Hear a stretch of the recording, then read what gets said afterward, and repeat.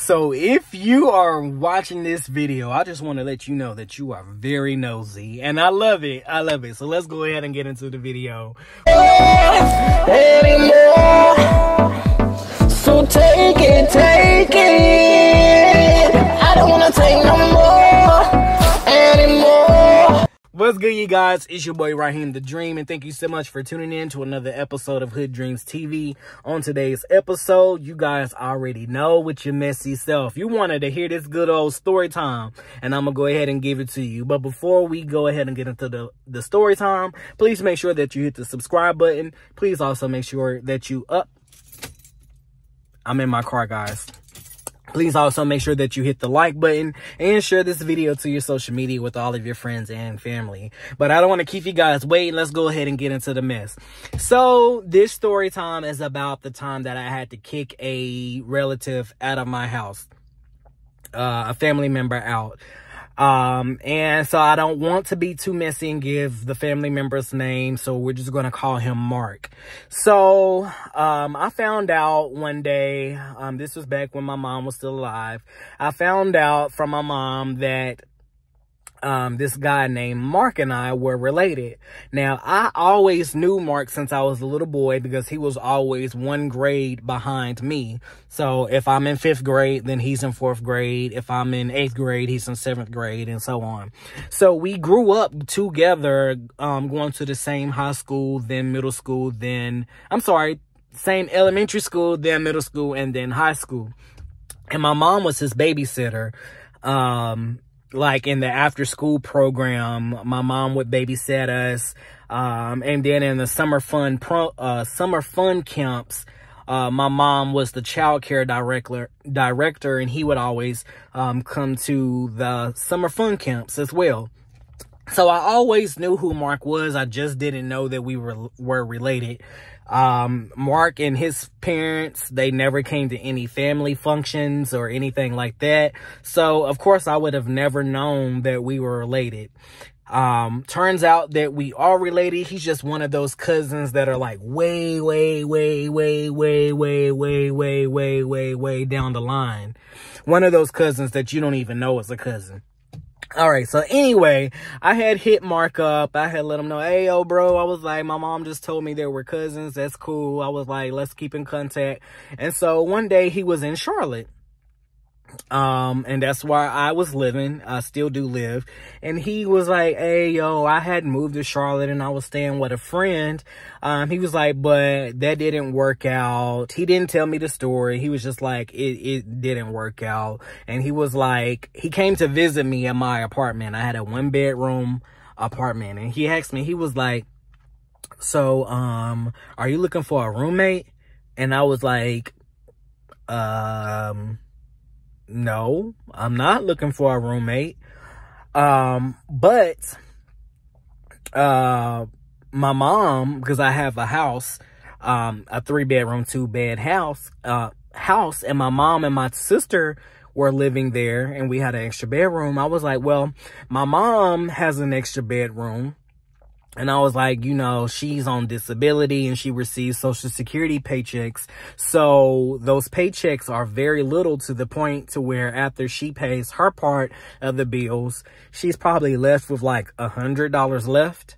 And with that $100, she has to stretch it to get her hair done and do whatever else little non-fun stuff she can try to do with it. So $100 doesn't go far. So I was like, maybe he can move in and they'll split the bills 3 ways. Spoke to my mom about it and she was cool, especially being that she knew exactly who Mark was. You know, she's basically was his daycare teacher from elementary school all the way up to like high school. And so he moved in, and then my mom passed away, I want to say about 6 months later. Me and my sister, after my mom passed away, me and my sister, we kind of started connecting certain dots. And we came to the conclusion that while my mom was alive and during those 6 months, he wasn't paying his rent on time. Now, mind you, we did you a favor and we found you a room because, oh, and I didn't give you guys the backstory, but Mark had multiple evictions on his name, so he couldn't find his own home. So anyway, we connected dots, found out that he wasn't paying his rent on time. Rent was still being paid on time, but it wasn't because he was paying his part on time. It was because my mom was paying her part and his part, and he would just pay her back whenever he finally got it. I had an issue with that, and he better be glad I didn't know about it when my mom was alive, because I would have probably went over there and put pause on him, but I didn't. But I never found out until, you know, after the fact.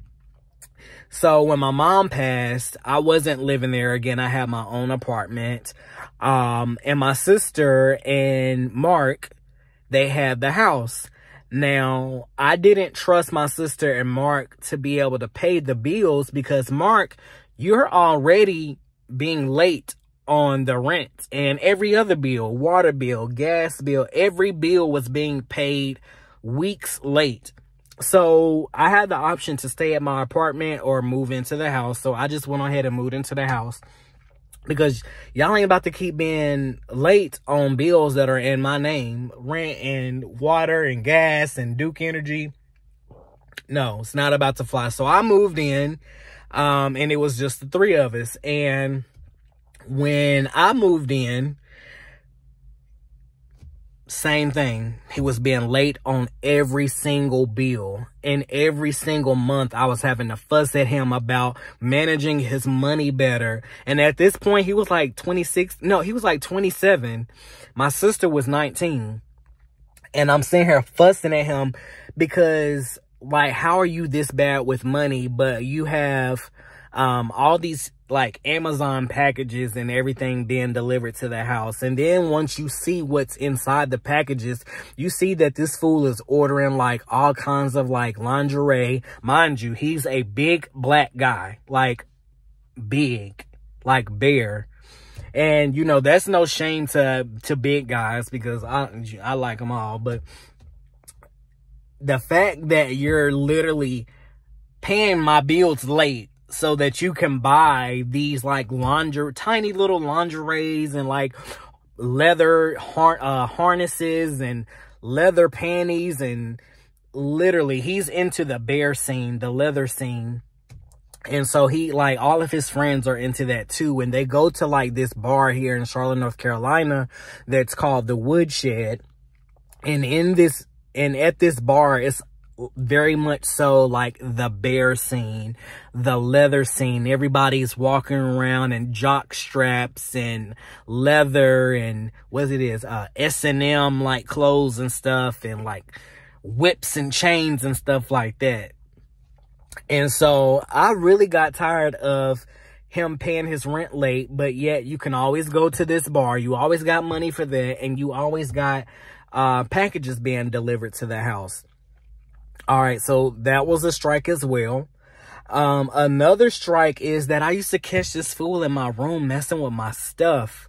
He used to be in my drawers. I called him out on that. He said he was just looking for my cologne. He used to be in my cologne. Now, mind you, I did give him permission one time to wear my cologne because he likes to wear like the little colognes and stuff that you get from Walmart. But my cologne is like luxury cologne. Like, I'm spending at least $200, you know, just on a jar of cologne. And it's designer. And so that one time I told him yes. I guess once I told him yes, he thought that meant that he can wear my cologne however and whenever, I'm sorry. And so he used to be just going in my room, squirting my cologne, spraying my Tiffany, my Dolce and my Gabbana, everything. And so I was like noticing like my colognes are getting like low. I had to start hiding my cologne. So that was a strike. Another strike is I make a lot of food when I cook. And that's just a habit because I grew up with having so many brothers and sisters in the house. Because my parents were foster parents. And so when I cook, I have to learn portion control. But, going back to the story, when I cook, I make a lot. And it got to the point to where I wasn't even offering this man. I would spend my money on buying groceries and then cooking it. And this man used to be just coming and getting himself a plate, taking it to his room, never paying me any money for a plate, never paying me any money for me having to go and buy these groceries with my hard-earned money. It was just coming in. So I had to get to the point where I told him, I was like, you're not allowed to keep eating my food. And then, so that was another strike. Another strike is that this fool, like I said, he would take plates and cups and all of that back to his room. He would leave the plates and cups and everything in his room for weeks and months at a time.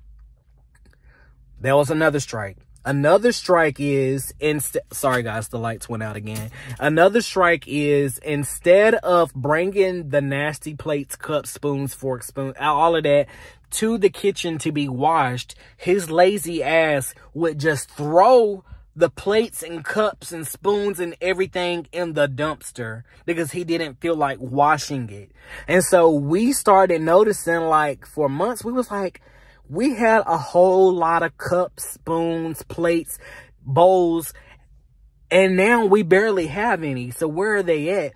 And we started noticing that he was throwing our dishes away because he had let them go and sit in his room for weeks and weeks and weeks and collect mold and all of that. And instead of getting in there and putting some hot soap water and some man grease and scrubbing that shit off, he was just like, I'm just going to throw it away. Mind you, these are dishes that you have not paid for. These are dishes that other people have paid for, and you just going to throw them away? That's another strike. And I think the very final strike is, oh, that wasn't the final strike. I had another strike with your room and the way you smell. He stunk. His room stunk. You could smell his room when you walked through the front door of the house. And this nigga had the nerve to have different guys come over to the house to have sex with him. And they nasty motherfucking asses was really having sex with him. And I'm like, you guys are fucking disgusting because you smelled him and you smell his room and y'all still went through with it? Y'all still went through with it. Y'all had to get a nut that bad that y'all still went through it despite how disgusting this motherfucker is. I lost all hope for humanity. If my relationship ever fails, I'm not dating in Charlotte. I'm sorry. I'm going to have to start dating long distance. Charlotte is never. Y'all fucking are disgusting. But anyway, so that was another strike. And I'm about to go ahead and show you guys some of the video of his room and everything, just so you can see that I'm really not tripping. So I'm about to go ahead and actually start inserting it now. All right. And while I'm still talking, I just want to go ahead and let you guys know that I think the very final strike is, oh, no. This ain't the strike. So a lot of people, probably straight people, don't know what gay people have to go through for sex. And if you're a bottom, a lot of them, they have to use a douche or a fleet to clean their insides out before taking an eggplant, but the real thing, because I ain't trying to be nasty, but they have to clean themselves out. And this fool used to be cleaning himself out and with the squeeze bottle, and he used to sit down on the toilet to let it all out.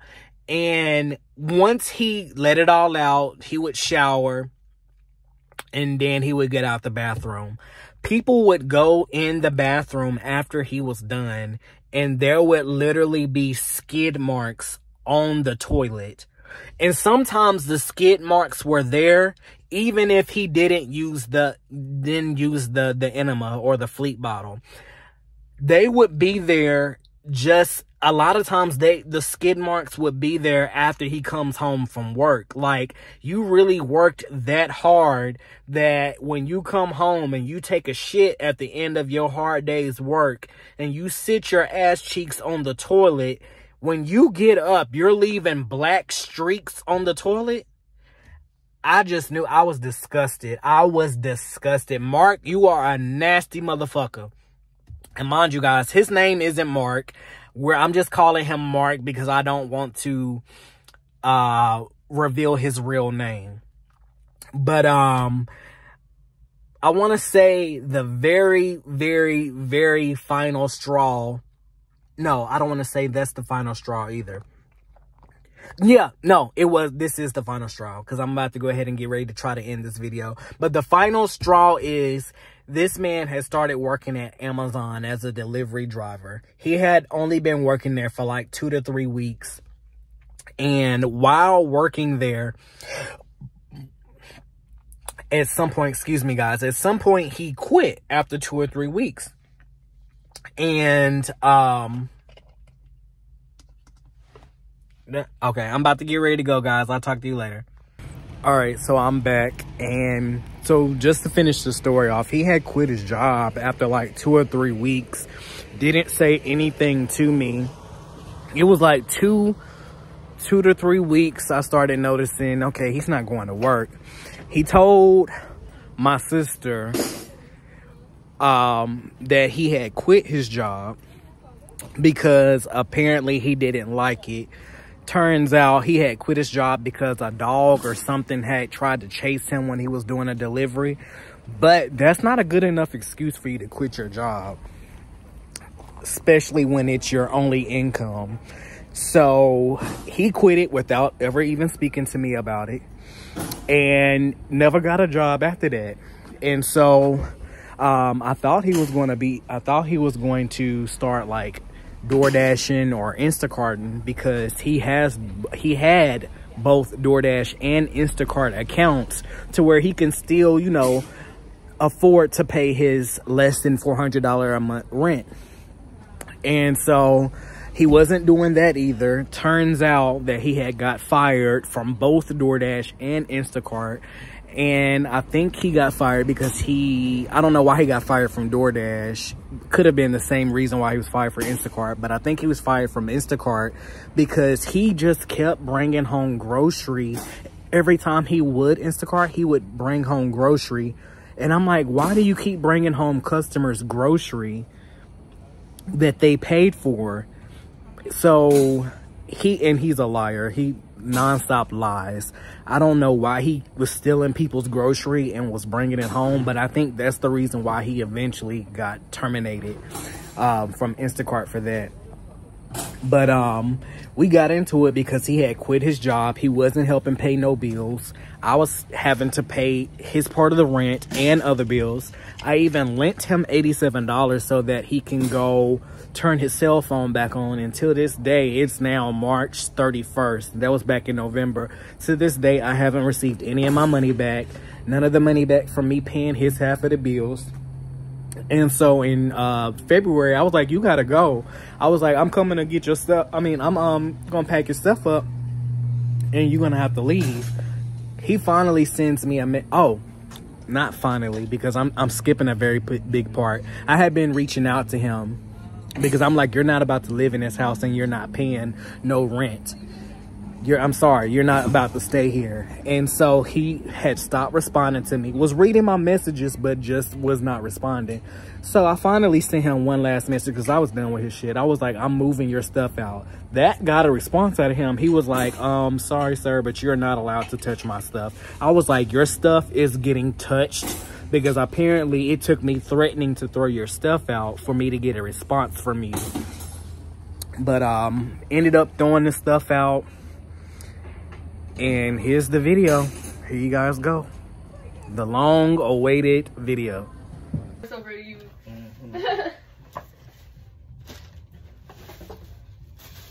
Roommate from hell. Yep. Basically. That's what they would tell you if you was on Judge Mathis.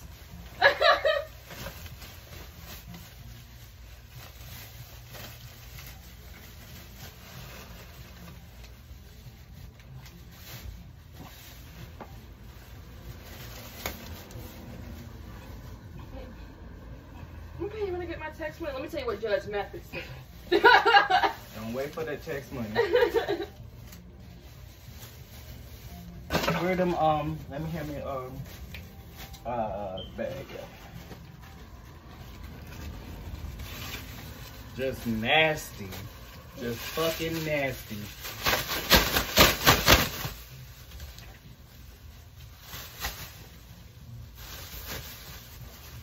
I don't see how people live this way. Peanut butter.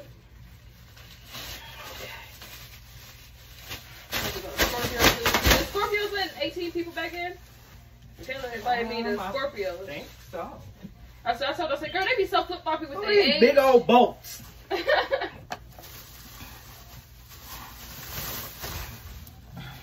right inside my cell.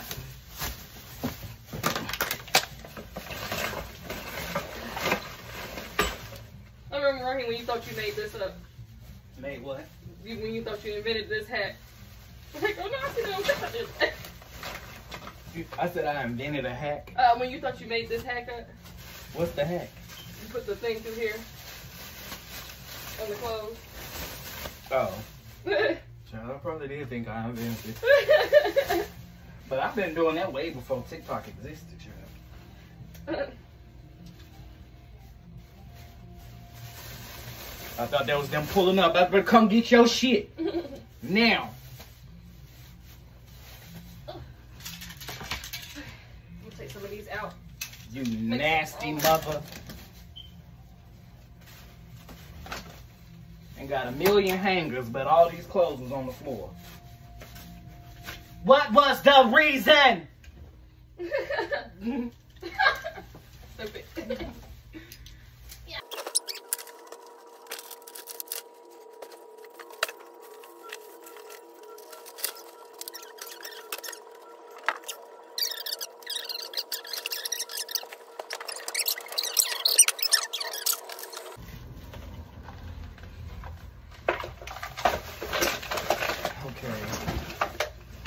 He's literally had like 3 bags full of trash so far. How do you have 3 big trash bags full of trash in one room?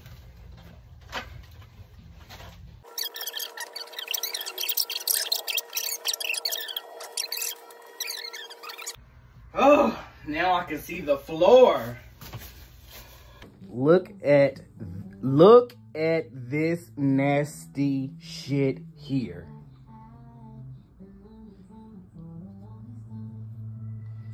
This shit don't make no sense. We need another trash bag. Look at the douche paper.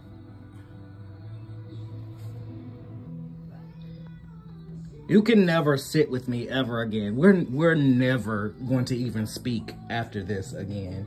Like, this is just disgusting. So we ended up putting all that shit up in our attic. Just full of stuff. Probably can't even see it all. Let me see if I can put my flashlight on. Full of stuff. We can't even get up in there. Good, just full of stuff. Why is it not taking my money? So I scratched what I just said. In the last clip, I said that I threw his stuff out. I actually didn't throw his stuff out. I actually just bagged all of his stuff up and I took it upstairs to my attic, which I told him that's what I was going to do. He was cool with me housing all of his stuff like I'm a storage facility. He was like, oh, okay, cool, shit. Like, I don't live in the house. Like, you gonna keep all my stuff upstairs in your upstairs attic. Boom, I'll just come to the house every week or 2 and get me a few pieces of clothing and leave back out. And he did that a few times, but that pissed me off because I'm like, no, don't come get a few pieces of clothing. Come get all your shit. Like, I'm ready for you to be gone. Like, I'm so tired of you at this point. Like, get all of your shit.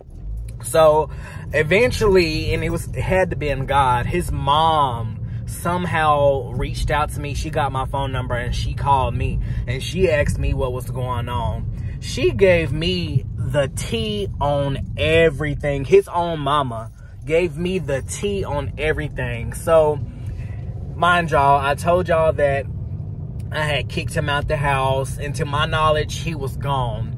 But I had suspicions that he was sneaking into my house, and his mama told me that he was sneaking into my house. So he has a bed. Well, his bedroom, the way it's set up is he can easily climb in and out of his bedroom to get into his room. And his room door was always shut. I mean, always shut. Whether there's someone in it or not, the room is always shut. So, he was climbing in and out of the window and spending the night in the house with me. And I had no idea that he had been sleeping in my house. So basically, I had an intruder sneaking in and out of my house, crawling through a window and sleeping nights, probably weeks in my house after I had kicked him out. And his mom told me. So guess what I did? I went and I locked it. I locked the window. I also locked the back door because she told me that he was also coming through the back door sometimes too, because he got a key. So I locked it, and I made arrangements for her to come pick all of his stuff up. Thankfully, I want to say it's like what is it now? It's March 31st. I want to say about a week ago, him and his mom, they finally came to get all his shit.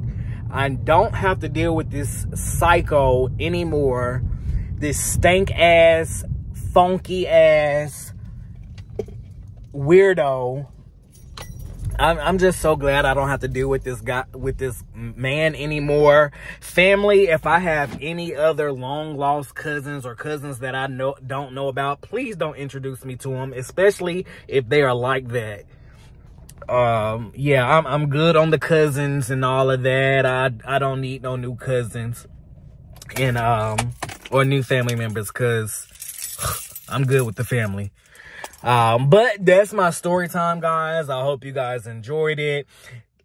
Once you see how nasty this nasty ass room is, y'all definitely comment in the comments and tell me what you would have done. I really wanted to fight. I really wanted to put my hands on this man, but I make way too much money for me to have to go to jail and lose this lovely income that I make. So thankfully, I had the willpower to not put my hands on this man. But if you guys were in this situation, what would you do? Make sure you comment down in the comment section.